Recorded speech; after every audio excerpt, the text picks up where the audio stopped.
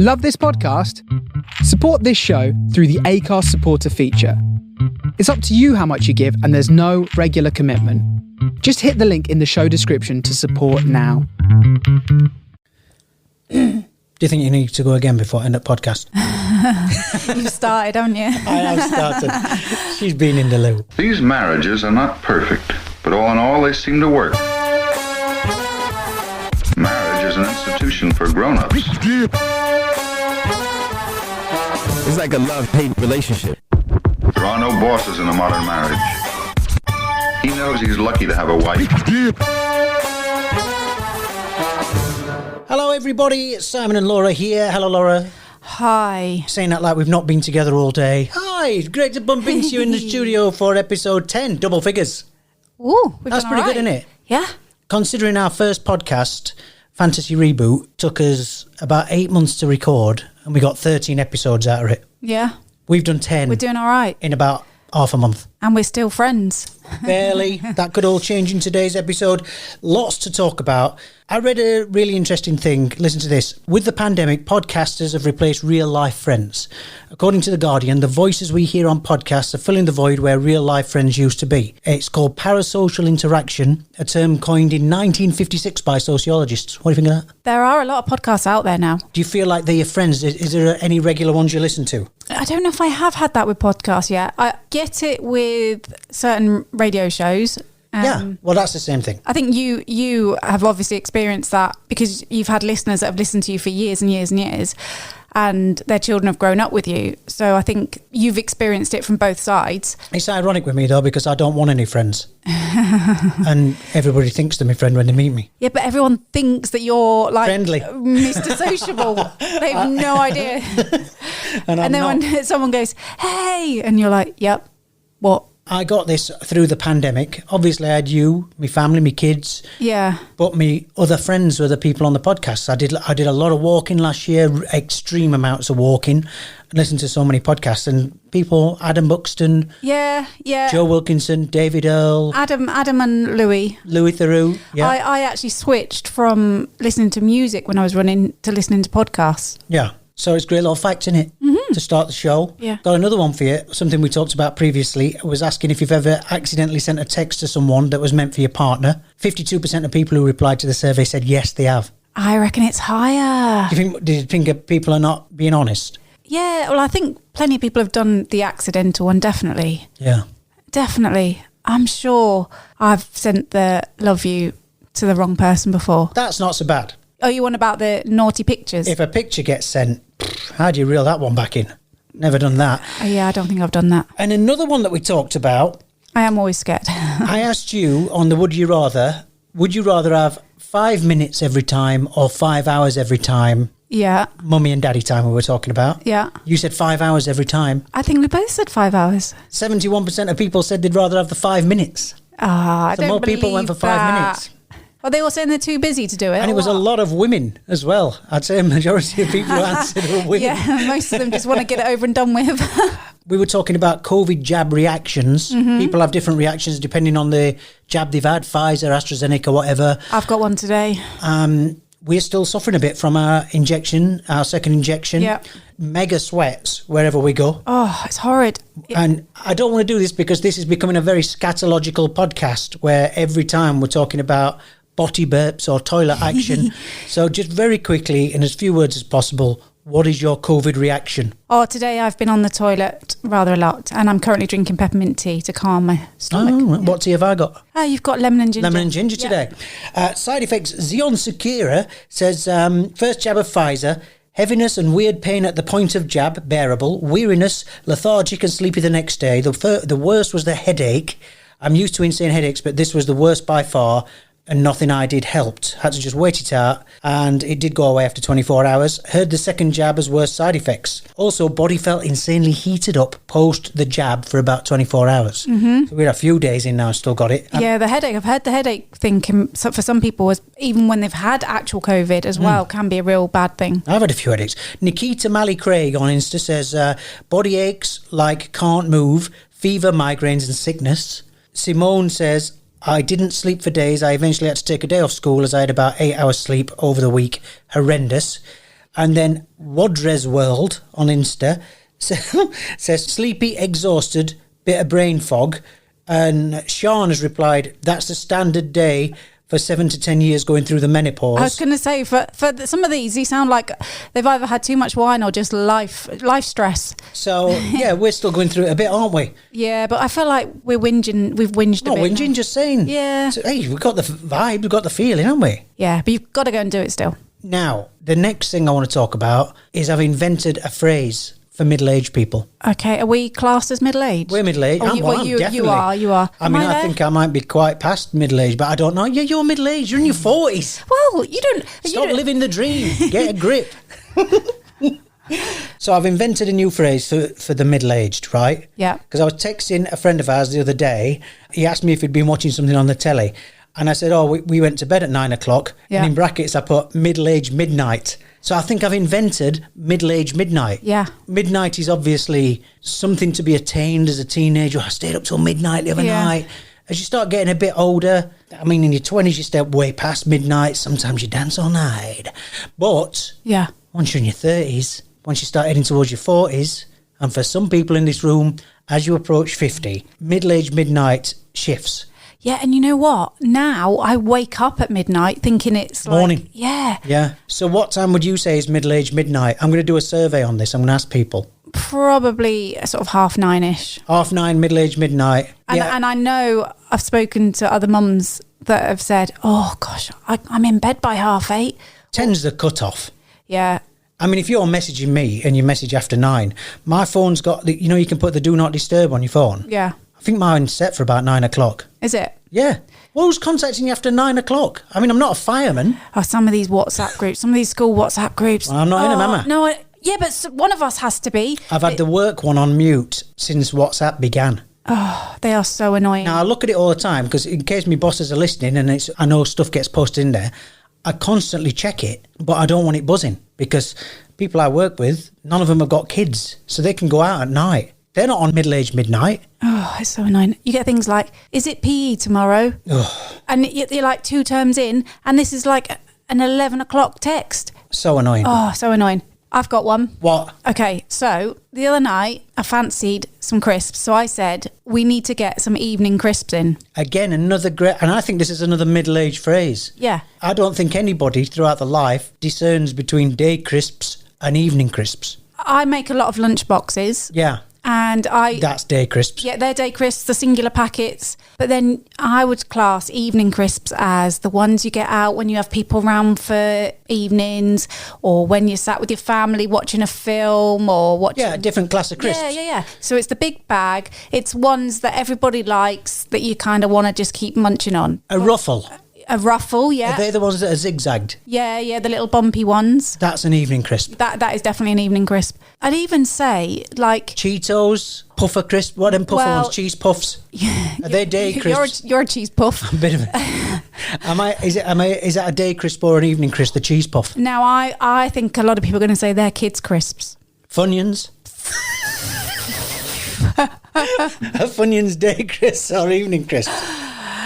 Oh my God. The name suggests it could be a good evening crisp, doesn't it? Funyun. But yeah. Well, I would say one of the Marks and Spencer's, that's like... Marks and Spencer's crisps are evening crisps. Evening crisps. But you're on about the multi-bag with the wheels in, which nobody in our family seems to like. Yeah, no, I don't. That's an evening crisp. No, I don't like them. Something like a flavour like sweet chilli. That's an evening crisp. Oh, if it says sea salt instead of salt. Yeah. The ones that have got a bit of black round side. Yeah. What are they called? Like they've left the skin on. They've got a name, haven't they? Kettle crisps. Yes. Evening crisp, innit? Yeah. When you go around someone's house, they always pull out those crisps. It's like, ooh, we're posh. Now, I'll tell you what else is an evening crisp. Go on. Any crisp accompanied with a dip. Yes. Innit? Yep. You can put any crisp in a dip, but I'll tell you, there's protocol. You're not putting a Walker's in a dip. No. If you've got hummus out or that dip that you make, we should get you to describe that dip. And I can put the recipe on because it's really simple to make and it sounds...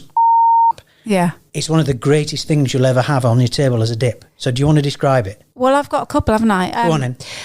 There's the sour cream cheese, and then you mix that together, and then you have salsa and then grated cheese on top. To me, that one's too busy. It's a great dip. Yeah, it but is. It's too busy. And I can't claim that one. I was given that by a Scottish friend. The other one is just cream cheese with sweet chilli in, which again, I don't think I've invented that one. The second one, which is just cream cheese with sweet chilli on, what a revelation that is. It's beauty, isn't it? It is nice. It's and nice. I don't think enough people know about it, because whenever we put it out, if people come round to ours, there are certain people who don't move far from the buffet. Yeah. If they try that for the first time, they'll be digging. But do you know what? I appreciate that person that stays there, because I want to be there as well. I want to be stood there with my glass in hand and having a crisp. I love crisps. So I appreciate somebody that stood there with me doing it, because then I don't feel so guilty. You know when it's working in our house is when it's just us and the kids. Yeah.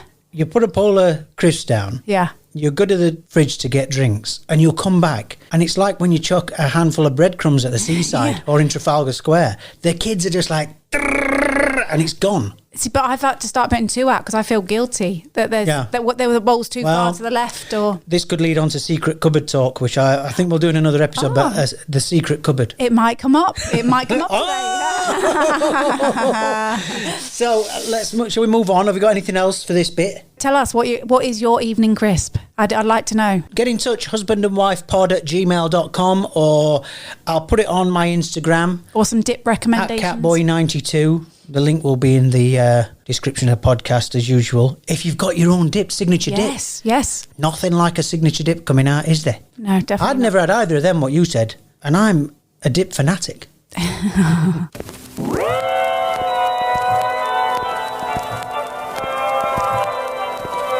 Wife's whinge. Well, coincidentally, my whinge is about hiding food. Is that what yours is, really? Genuinely.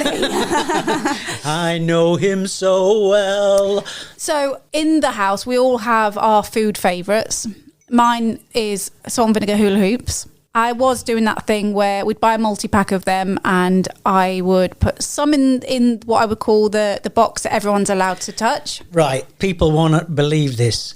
Lorra has got a filing system for crisps. Oh, come on. We've got a crisp shelf, which has got separate crisp boxing. One box is evening crisps. One box is regular crisps that go into kids' lunch boxes. And then we have nuts and... Nuts as well. Yep. Then on the top of that cupboard, there's a secondary crisp box, which is very similar and like a mixed box of crisps. Then there's a third box, which is on top of another cupboard, which has even more crisps in. So that's your crisp filing system. Yeah, and we've never chatted about it, but I think it's fucking bonkers. And I get them. No, because crisps everywhere. If I put them all on the low shelf where everybody can access them, they will be gone within a couple of days. See, I don't do that. I don't eat the crisps. No. As much as I love crisps, I don't eat them because I assume they're for lunch boxes. Well, not the daytime crisps, exactly that. But you have got this thing where you enjoy the odd bagel with hummus and Marmite. You enjoy Linda McCartney sausage roll, but you take offence. That's currently a bitter sore Yes, point. exactly. And it was already on my list. But you take offence if someone has eaten one of the bagels or if someone has opened the box of sausage rolls. Can I have a bit of feedback here? Go on.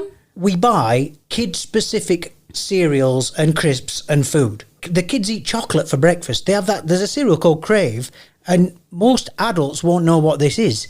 It's like mini bars of Nutella biscuits, right? And they have that for breakfast. So by the time they've eaten the breakfast, it's like they've had 5 Twixes for breakfast. It's insane that they're allowed to have it. But when they get bored of it, they'll eat I have Kellogg's Fitness. I put a new box of Kellogg's Fitness in. You saw this the other day when I got it out. I'm like, oh, yes. Where's this gone? And the thing is, but Leo, excuse me, I'm going to sorry, again. Sorry. Leaving that in. Sorry. Leo, he is the opposite. He doesn't like the sweet cereal. He likes, like you know, Weetabix. Yeah, the healthier options. So it's probably been him, but then that's fair enough, right? That box isn't just there for you. I know, but here's the thing. I go in the cupboard to have some on the rare morning that I have cereal, and it's empty. So we go to the supermarket and I'll get some Kellogg's Fitness while I'm here, or some Special K.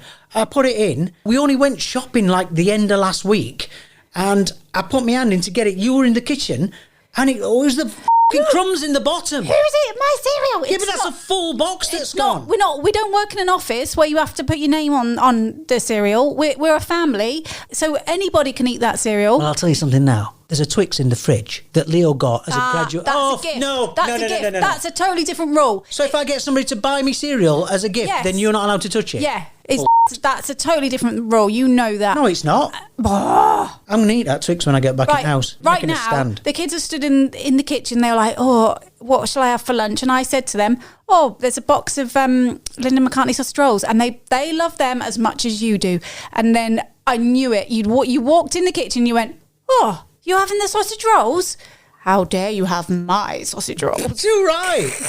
They're not Don't yours. forget this very morning, our daughter, Honey, drags herself out of bed. Yeah. I walk through the kitchen and there's eggs being cooked, which I'm not going to eat because I don't eat eggs. Yeah. There's eggs. Yeah. I see like a pile of toast and then I see some beans being cooked. So I see eggs, beans and toast. I didn't pay much attention. I thought, oh, nice one. The girls are doing a breakfast, right? Yeah. I sit down on my computer, do a bit of work. I turn around, the kitchen's is cleaned.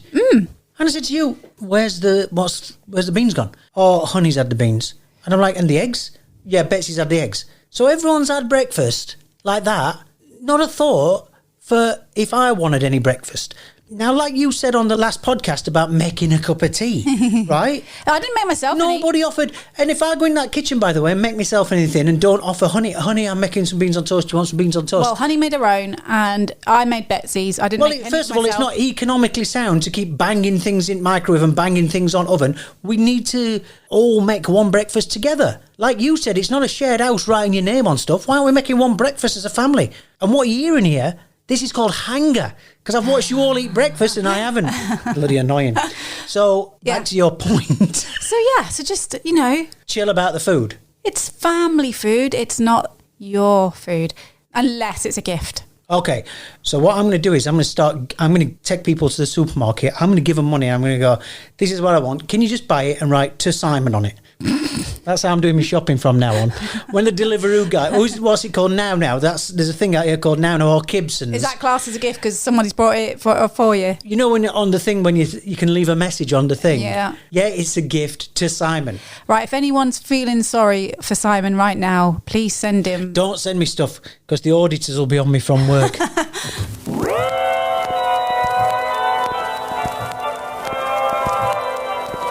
Husband's hump. You remember on the last podcast, it was about how you'll text me at work and leave it vague enough to make me feel like I've done something wrong. Yeah. Regardless of the tone. Yeah, I'll tell you later, text. This is a bit similar to that. Yeah. You've built my hopes up twice this week. Oh, have I? And funnily enough, it goes into the culinary aspect of our relationship because you know that if I was on a sinking boat with you, the kids, and a sandwich, I would cry about your loss of life as I ate that sandwich. Right? This really got me back up. First of all... Oh, yeah. Don't make that noise. We went to IKEA at the weekend. Now, every single time we go to IKEA, we go to the cafe. And every time we have the vegetarian meatballs, mashed potatoes, and the veggie gravy. They're not bad. It costs about 8 dirhams. Yeah. You'd be a fool not to. You know when people in Dubai who smoke because it's so cheap to smoke? Yeah. Why do you smoke? Smoking's for idiots. Yeah, but it's so cheap. It's so cheap. I've got to smoke. We're like that about IKEA. You can't not eat while you're there. Yeah. Because it's great value. It's like a school cafeteria. Yeah, right? and it feels like school dinners, the veggie meatballs and the mash. It is comforting. Yeah, and also it's the halfway point round IKEA. Oh, yeah. Which is the shopping version of a marathon, right? Clever, though. Clever on their part. In a marathon, when you run along and you grab the water off them people, that's the canteen in IKEA. It's the grabbing the water on halfway around the marathon. So we were going down there to IKEA. Yeah. And you said, as we drove down there, oh, it'd be great to get some veggie meatballs. So from that point on, I mean, you've even said it. It was 10:30. It was 10:30. We'd already eaten breakfast at home. A snack at the most. So it wasn't dinner time. And I did say, so we could come back later. So we get into IKEA. Our dog does a very similar thing to this when he thinks he's getting food and you're just happen to be walking down to the laundry basket. Yeah. And he looks at you like, what the f***? Well, this is where you come to feed me. What are you doing not feeding me coming down here? Yeah. So we get into IKEA and we do that thing where you go upstairs and you actually walk past the entrance to the cafe. And I'm thinking, fair dues. We're going in halfway around. Yeah. We do that full loop upstairs. We go through the kids' bit, which is where the thing. And then there's the stairs on the right and the canteen on the left, and you're in front of me, and you start walking to the right to the stairs. Down the stairs, yeah. And I think I even went, "Oh," like a noise came out, like the dog. You did, yeah. Like that. So what's she doing? I had that thing where I thought, shall I just go back up? Because we went downstairs, didn't we? And I moaned about it as we went downstairs. I regretted it instantly because I knew that you'd be a nightmare for the rest of the shop then. But you wanted it. I did, but not for a couple of hours. Like, I wasn't quite ready for it. I love the IKEA meatballs, but That was the first time you built me hopes up this week. The second time, you were dropping Betsy Pearl off at Performing Arts thing, which is halfway across town. Yeah. And you phoned me up and you were like, I'm thinking about getting you a Tim Hortons French vanilla. Now, a couple of days ago, we sat in Tim Hortons and had a French vanilla coffee. Yeah. And we've not had a proper coffee for ages because we've been skint. And it was one of the nicest tasting coffees. Yeah, it was. So you said it to me on the phone and then we got home with no... So I've done that thing again. I'm sat like the dog out the door because I know I'm getting a French vanilla latte. This is going to be awesome. You walk in, what's up with you? Why is your tongue out? I said I was thinking about. I didn't say I went to get. I was thinking about. Oh, right. That's how it works, is it? So what are you thinking? That's me, Hump. You've built me hopes up twice this week. Do you think either of them... Yeah, I can see. And really, it's my mistake. You know me. It's my mistake because if I'd done both those things, you would have instantly been happy. happier. Yeah. Food is my kryptonite. My drink. Yeah. Food to me is like booze to you. Yeah. So can you imagine if I said, I am taking you out tonight for a lot of drinks. Yeah. And we get to a pub, and in the pub, I get you a Diet Coke. Yeah. And you go, what's this? Oh, it's Diet Coke. But you said you were taking me out for a lot of drinks. No. I said I was thinking about taking you out for a lot of drinks. Right. Fair point. Hump done.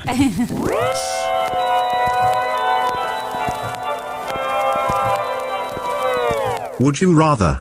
Right, this is a wordy one. Would you rather have someone that is bad at lovemaking but good at conversations, or the other way around? Do you want to know which one I've got already?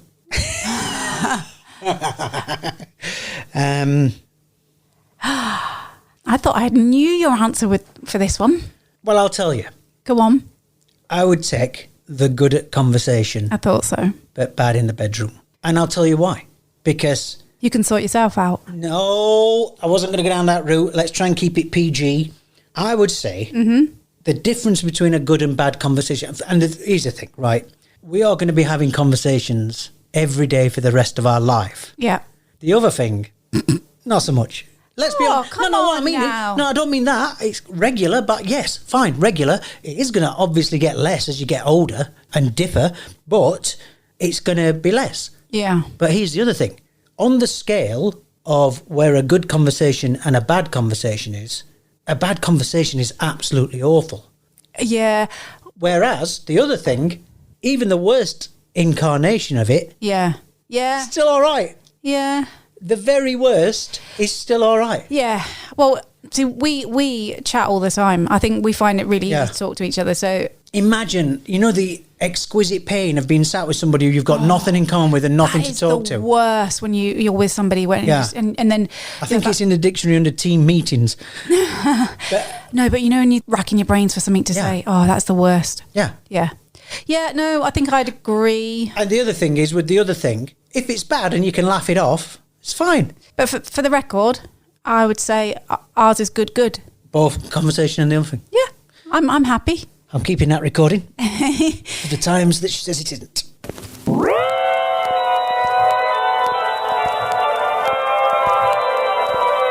Readers' wives and husbands. This came in from Sally in Dubai. I'm not going to give out the second name. Over to you. Hey, it's very topical, this one. Dear Horstel, our family has been counting down to the Euros.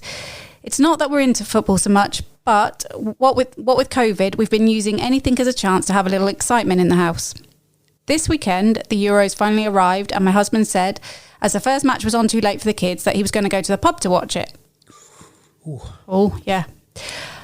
I was a little disappointed because I was looking forward to watching it together. Since then, he has gone straight to the pub from work to watch whatever match is on, even the England match, which was an early one that the kids could have watched with us. Should I confront him or am I being overly sensitive? So that's the first time you've read that. What are your thoughts on it?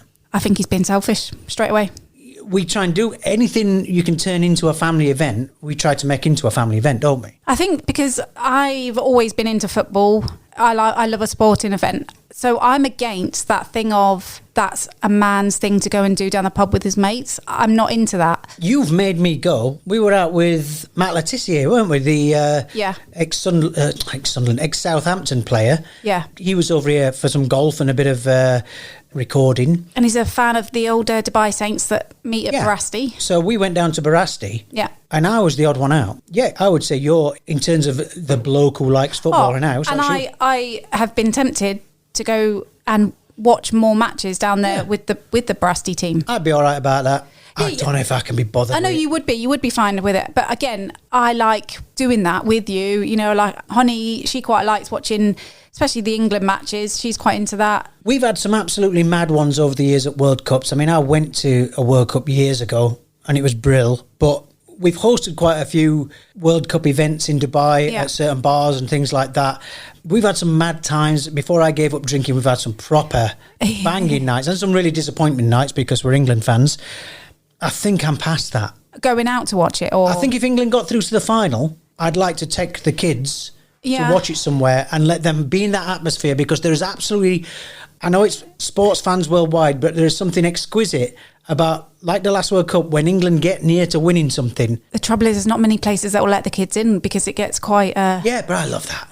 Yeah, but I tell you what, when it was the Rugby World Cup and we had a load of people around ours... South Africa, and we had a bunch of South Africans round. I love that as well. And we lost. Yeah, what a laugh. Yeah, and we had so much fun. House full, but it was great fun. And I just as much enjoy doing that. Yeah. I mean, I would confront him then. Yeah, 100%. Like, he wouldn't have got to the pub the first night if you were married to him. No, and I don't see his point. If his wife said she wants to watch it, his kids have said they want to watch it, why isn't he watching it with his family? Yeah. Like, I'm pretty sure he can have some beers at home as well, if that's what, you know. And you've got him banged to rights, really. You've been looking forward to it. Yeah. He might not be aware of this. Men can be quite stupid. I know I miss some things sometimes. Miss the nuance of dirty looks. But anyway, so we're in agreement. Yeah. She should tell the husband, and he shouldn't have gone in the first place.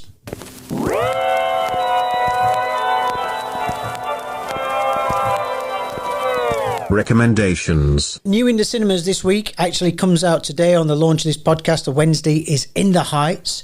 It's Lin-Manuel Miranda's new film. He's the guy who did Hamilton. Mm-hmm. If you liked the music in Hamilton, you'll love this. Yeah, there's a few little references to it, I think. Yeah, and he's in it. He plays a guy pushing a drinks cart around. Yeah. It's about Washington Heights in New York. It was really well done. Do you know the only thing I think it was missing? What? The big ballad. There wasn't one in there. Not the big... You know, like in Hamilton... There's a song that an old lady sings that was very good. Yeah, but they've got the big burn, you know, like what I call an audition song. They've not stuck one of those in there. I would say you need to probably like musicals to like this film, because it's one of those where they stop singing and they turn around and go...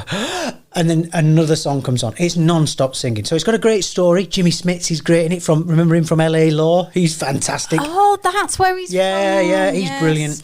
And the main people in it are brilliant. Well, the songs are great. The dancing's fab. Yeah. Yeah, no, it's good. It is good. But yeah, it is song into... Song into song into song. Yeah. But we love musicals in our family, so we loved it.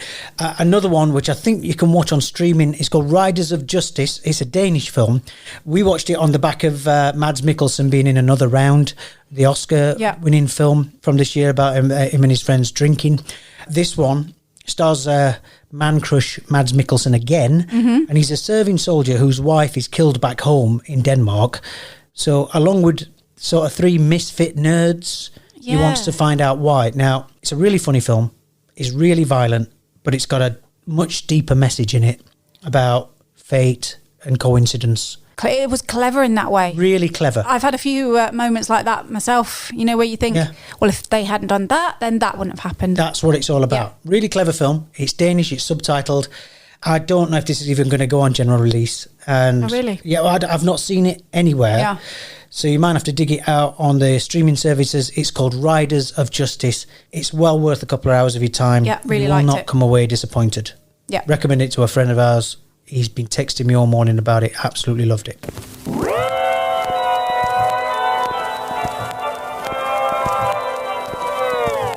compliments. I've got one. Oh! I remembered. This is one that I'm short on today. I just saw your face. You're like, That's why I pointed at you. Go on then. Right. I just want to say to you that you are so clever and so hardworking. And Oh, I'm going to cry. I feel like I'm going to cry. Nobody ever notices my talents. no, well, I don't think that's true. I don't think you get appreciated enough for how hard you work at work and the things that you do for social media, the things you do for this podcast. And I think people don't realise actually what a difficult job it is. Obviously, it is a great fun job to have, but I don't think people realise how hard it can be. And you in particular work really, really hard, and you're so great at coming up with ideas, and you're such a perfectionist, and I see how hard you work. So I just want to tell you, like, well done. I mean, that's a surprise. It's not a surprise. It's nice that you feel like that. I think, you know, that analogy of the duck on the water, where the duck above water just looks still, and underwater its legs are going like mad. If you imagine that duck is a slightly overweight Yorkshireman. I want you to know I know how hard you work. My compliment for you is, your hair looks all right today. That's not my compliment. I've not done my fringe yet. I've had one written down for ages, and I've not had a chance to say it to you on here. I would say 90% redecorated our bedroom. I did some, but I'd say you 90% redecorated it. And it has made it into such a nice place to be.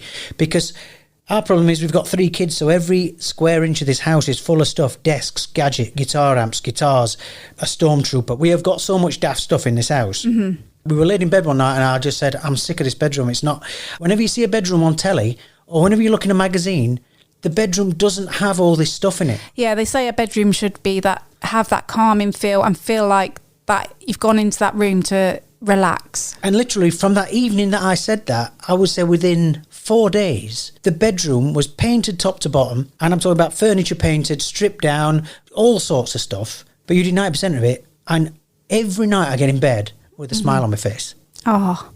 I mean, you soon get rid of that when you start nudging me, but every night. That's your compliment. Thank you. Thanks for listening, everybody. All the details of everything we've talked about, all the links are in the podcast description. Please do get in touch. The phone number's in there if you want to send us a WhatsApp voicemail about anything. It can be a little relationship gripe. We don't care. And hope you're well. Stay in touch. And we'll see you next time. Bye.